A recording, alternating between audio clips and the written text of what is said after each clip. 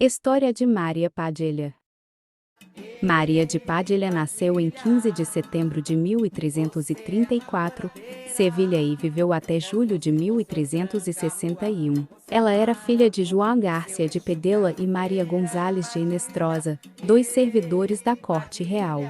Maria de Pedela era uma jovem muito sedutora que foi viver no reinado de Castela como dama de companhia de Dona Maria de Portugal, mãe de Dom Pedro I de Castela, futuro rei conhecido como o Cruel.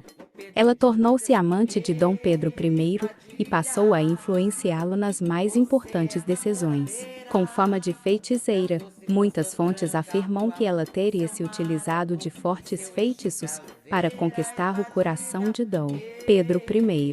Disse que, junto de uma árvore, ela teria deixado um feitiço de amor feito com um espelho, através do qual o rei se olhou e, enfeitiçado, se rendeu à paixão da jovem moça. Graças a ela, em 1353 que Dom Pedro I, o jovem rei de 19 anos, escolheu governar como um autocrata apoiado no povo. Mesmo contra sua vontade, Branca de Bourbon chega em Valladolid, com seu séquito chefiado pelo Visconde de Narbona, para assumir seu lugar como esposa de Dom Pedro I de Castela, mas Pedro I encontrava-se em Torrijos com Maria de Pedela prestes a dar à luz. Em 3 de junho de 1353, houve a cerimônia de casamento de Pedro I de Castela com Branca de Bourbon. 3 dias depois, Dom Pedro I abandona sua esposa e volta para Puebla de Montalbán. Maria de Pedela o aguardava. Após uma breve reconciliação com Branca Bourbon em Valladolid, Dom Pedro I partiu, juntamente com Maria de Pedela, para Olmedo, onde se casaram secretamente e abandonou definitivamente sua esposa. Com a realização do casamento com o rei Pedro I de Castela, Maria de Pedela muda seu nome para Maria Padilha, para adequar-se à pronúncia dialética de Olmedo.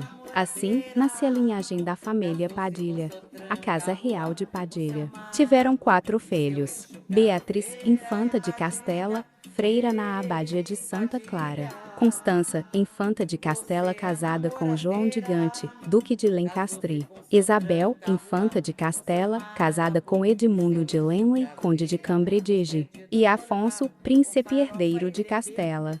O partido político, adverso a Pedro I, descobre que ele havia se casado, secretamente, com Maria Padilha e exerce pressão política contra o reinado de Dom Pedro I. Dom Beltrán de la Sierra, núncio do Papa, intimou o rei a retomar Branca como sua esposa. O rei, entretanto, preferiu mantê-la afastada, mandando-a de Sigüenza para Jerez de la Frontera, mais tarde, para Medina Sidonia, até que em 1361 Branca de Bourbon é envenenada e morta, aos 25 anos, pelo besteiro João Pérez de Rebolledo. Alguns meses após a morte de Branca de Bourbon, em Medina Sidonia, Maria Padilha morre durante a pandemia da peste bubônica de 1361, e seus restos mortais são sepultados em Astudillo, onde ela havia fundado um convento. Dom Pedro I nunca se conformou com a morte prematura de sua amada, a eterna Maria Padilha, tanto que 1 ano depois, em uma corte celebrada em Sevilha, declarou diante dos nobres que sua primeira e única esposa havia sido Dona Maria Padilha.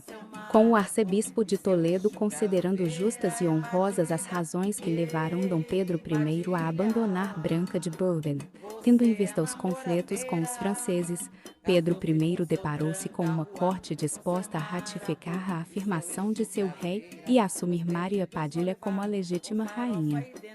Com a confirmação de que Maria Padilha foi a única esposa do rei Dom Pedro I de Castela, seus restos mortais foram transferidos para a Capela dos Reis, na Catedral de Sevilla. Eu hoje vou passar no cemitério, sempre foi maior mistério saber se ela mora lá. Eu hoje vou passar no cemitério, sempre foi maior